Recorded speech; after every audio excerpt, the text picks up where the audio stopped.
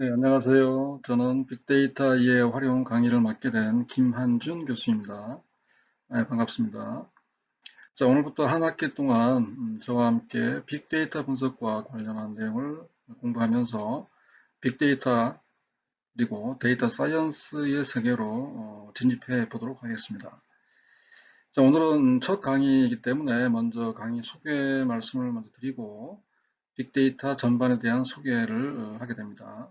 그리고 이어서 저희 실습 조교가 빅데이터 분석 환경 설치에 대해서 강의를 하게 될 것입니다. 먼저 본 강의에서 주로 언급되는 키워드들을 나열을 해보겠습니다. 당연히 빅데이터라는 키워드가 포함되겠죠. 큰 데이터를 의미하는데 뒤에 이에 대한 구체적인 정의를 공부해 보도록 하겠습니다. 그리고 데이터 과학이라고 하는 용어가 있습니다. 데이터베이스, 이건 많이 알고 계신 용어가 되겠죠.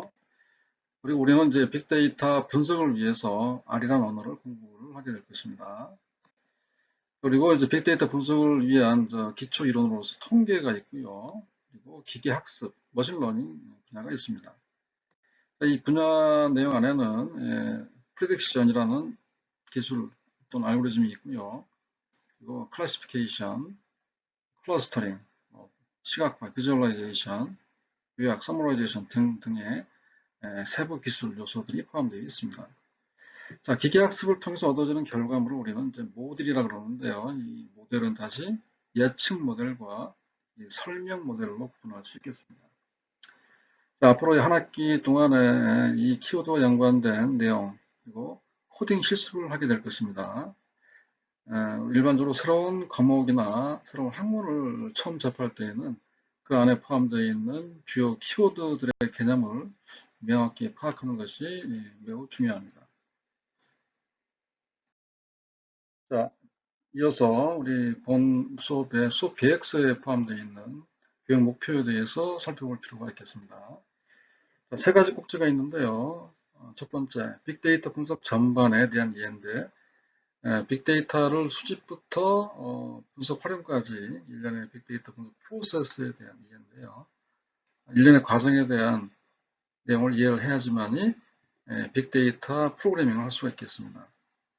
자, 두 번째 꼭지로서는 데이터 통찰 능력의 한 명인데요. 외부에 존재하는 데이터와의 연동에 이어서 그 데이터에 대한 가공과 변형, 조작 능력을 함양하는 것입니다.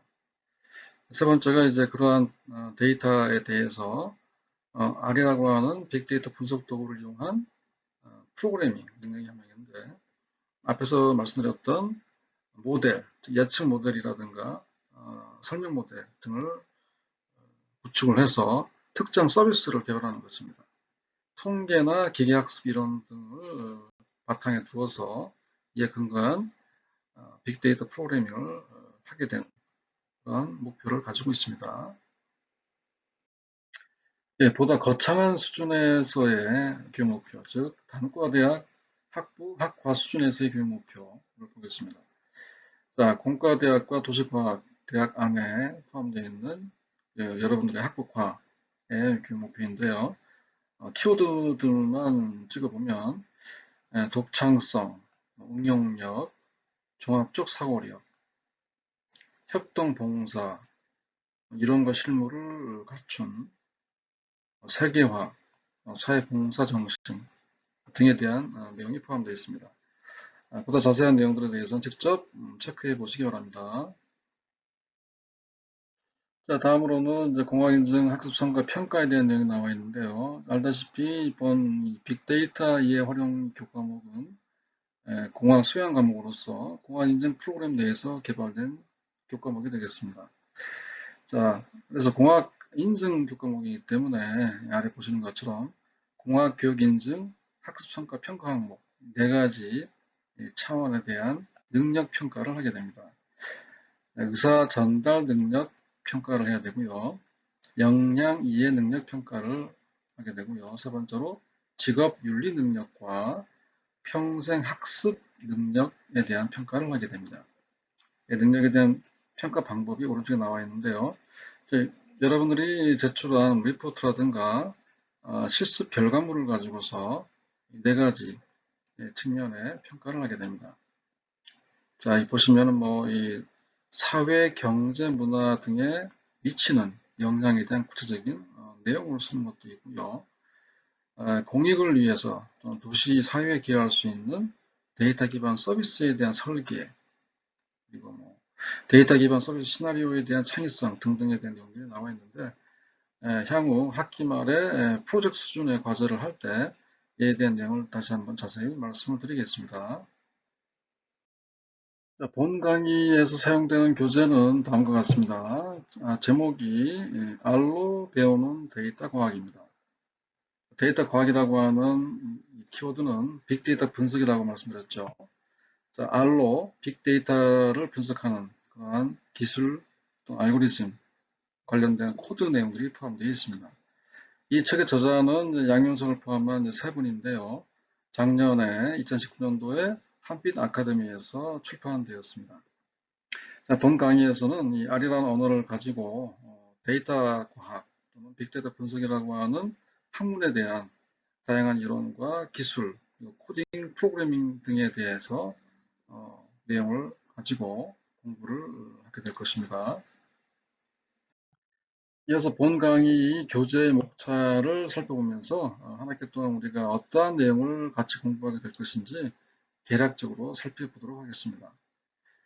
보시는 바와 같이 1장, 2장에서는 데이터 과학 또는 빅데이터 분석에 대한 개략적인 내용을 살펴보게 되고요. 3장서부터가 이제 R 언어의 문법 체계를 공부하게 되는데 데이터 타입과 연산에 대한 내용이 나와 있습니다. 이게 팩터라고 하는 데이터 타입이 있고요. 그 다음에 배열, 매트릭스가 나와 있고 데이터 프레임, 이어서 이제 리스트라고 하는 것이 있습니다. 이 중에서 가장 중요한 데이터 타입이 데이터 프레임이 되겠습니다. 자, 빅데이터 분석을 할 때 가장 많이 활용되는 데이터 프레임 타입을 잘 기억해 두시기 바랍니다. 이어서 4장에서는 데이터의 수집, 취득과 정제에 대한 내용을 공부하게 되는데요.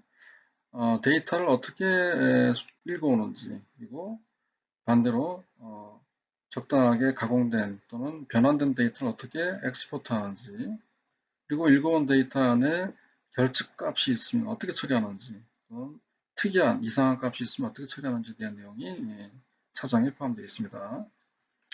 이어서 이제 데이터 가공, 이 5장에서는 분석 도구가 요구하는 형태로서 데이터의 모양, 또 내용을 바꿔줄 수가 있겠는데요. DPLYR이라고 하는 패키지 또는 라이브러리를 이용해서 보다 간편하게 데이터를 가공하는 방법을 공부하게 됩니다.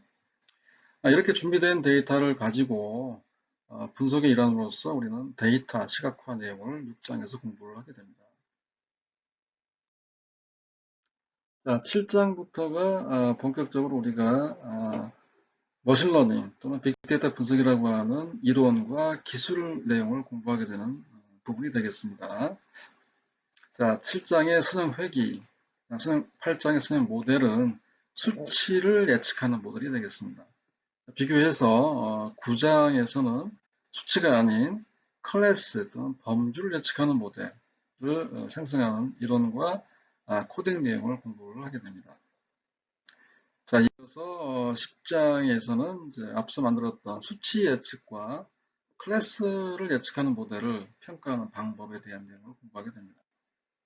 그리고 11장에서는 일반 수치나 글자 데이터가 아니라 비정령 데이터, 스키마가 포함되지 않은 비정령 텍스트 데이터에 대한 분석, 즉 텍스트 마이닝 기술에 대한 내용을 11장에서 공부를 하게 됩니다. 기본적으로는 11장까지 우리가 공부를 하게 되는데요. 시간이 허락하면 12장에 나와 있는 실전 프로젝트 내용을 같이 포괄을 해보도록 하겠습니다. 자, 앞에서 언급한 바와 같이 이 빅데이터 분석을 하기 위해서 우리는 이 본 강의에서 R 언어를 공부를 하게 되고요. 그렇다면 이 R 언어를 편집하고 구동을 도와주는 툴이 필요하겠죠.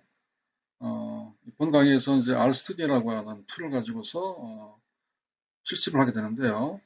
잠깐 선을 보이면 보시는 바와 같이 R 스튜디오라고 하는 툴은 네 가지 서브 화면으로 구성되어 있습니다. 자, 오른쪽 하단을 보시게 되면은 데이터 분석의 일환으로서 시각화 결과가 나와 있는데요. 어, 왼쪽 상단에서 외부 데이터를 불러들이고 이것에 대한 시각화 코딩을 통해서 우측 하단에 이러한 모습의 시각화 결과를 디스플레이할 수 있겠습니다. 자, 아래 특징 중에 하나가 풍부한 시각화 기능입니다. 자, 이에 대한 자세한 내용은 별도의 챕터에서 공부를 하게 될 것입니다. 네, 본 빅데이터의 활용 강의의 홈페이지는 에듀클래스 안에 준비되어 있습니다.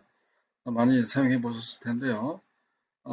이 공지사항에는 매주 강의 정보가 올라와 있게 되는데 그 안에 출석 인증 코드와 강의 URL이 포함되어 있습니다. 이를 확인하셔서 매주 강의에 임하시면 되겠습니다. 그리고 자료실 메뉴 안에는 매주마다 수업하게 되는 강의 슬라이드가 탑재될 예정입니다. 그리고 이론 또는 실습 강의를 통해서 질문이 생기는 경우에는 이 Q&A 메뉴를 통해서 질문을 올리시고 또 그 안에서 응답을 확인하시면 되겠습니다. 물론 질의를 하는 경우 이 게시판을 통하지 않고 이메일을 사용할 수도 있겠습니다. 네, 그러면 그 공지사항에 대한 실제 예를 살펴보겠습니다. 자, 오늘 9월 1일자에 대한 공지사항이 예가 되는데요. 앞서 말씀드린 바와 같이 공지사항 안에는 출석 인증 코드와 강의 URL 두 가지 내용이 포함되어 있고요. 부가적으로 질의응답 방식에 대한 내용도 포함되어 있습니다. 자, 출석 인증 코드를 입력하는 방식은 이와 같은 절차를 따르면 되고요. 본 강의는 3시간 연강이기 때문에 3개의 인증 코드를 각 시간마다 입력을 하셔야 됩니다. 적혀 있는 바와 같이 출석이 인정되려면 이 시간 범위 내에 입력하셔야 되는데 그 시간을 벗어나게 되면 지각 또는 결석 처리가 되기 때문에 유의하시기 바랍니다. 자, 강의 URL 관련해서는 본 강의는 이론 수업과 실습 수업으로 구분되는데 그래서 이론 강의에 대한 URL과 실습 강의에 대한 URL 두 개 이상의 URL이 부여가 될 것입니다. 그래서 그 URL을 클릭해 들어가시면 유튜브로 이전이 될 것이고 그 안에서 이론 또는 실습에 대한 강의 내용을 확인할 수 있게 됩니다. 자, 그리고 이론 수업과 실습 수업을 받은 이후에 질문이 생기는 경우에는 Q&A 게시판이라든가 또는 이메일을 통해서 질문을 전달해 주시게 되면 되겠습니다. 당부드릴 것은 그 질문의 제목을 작성하실 때 아래와 같이 형식을 통일해 주시기 바랍니다. 자, 예를 들어서 이론 관련한 첫 번째 질문인 경우에는 본 강의명 플러스 이론이라는 표시를 해주시고요. 질문 날짜와 본인의 성명 그리고 첫 번째 질문이기 때문에 1이라고 표기를 해주시기 바랍니다. 자, 비슷한 예로서 실습 관련한 두 번째 질문인 경우에는 실습이라는 구분을 해주시고 두 번째 질문이기 때문에 맨 끝에 2라고 표기를 해주시면 되겠습니다. 자, 이와 같이 통일된 형식으로 질문을 해주시기 바랍니다. 자, 강의 진행 방식과 평가 방식에 대한 내용을 보겠습니다. 자, 앞서 말씀드린 바와 같이 본 강의는 이론 강의와 실습 강의로 구분되어 있죠. 자, 원칙적으로 이제 이론 50%, 실습 50%의 비율로 수업을 하게 되고요. 물론 필요에 따라서는 조율을 할 수 있겠습니다. 자, 평가 비율을 보시게 되면 중간고사와 기말고사가 각각 40%의 비중을 가지게 되고요. 그리고 수시 과제가 10%가 됩니다. 그리고 이제 설계 관련한 내용과 퀴즈 부분이 5%로 잡혀 있는데 비대면 강의가 계속 이어질 경우에는 이 부분은 별도 리포트로 대체를 하겠습니다.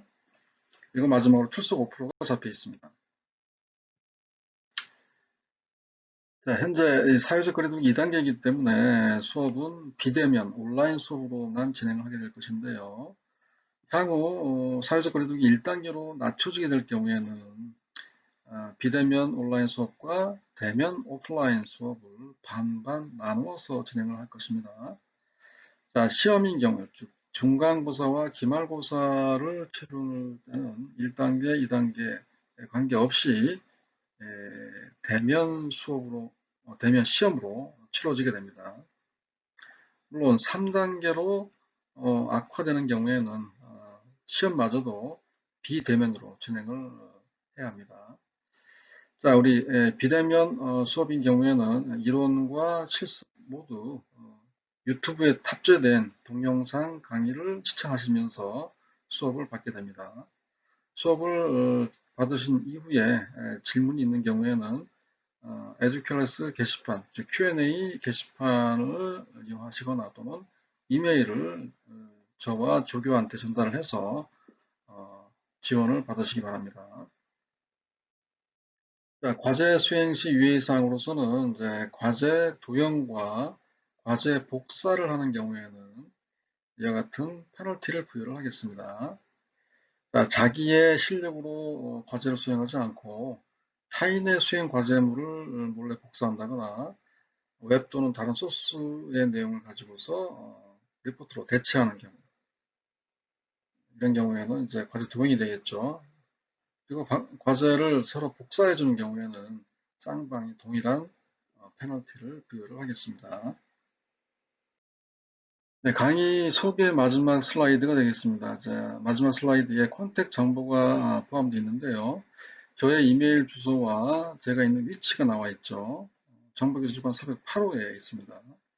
자, 조교의 이름은 이도훈이고요.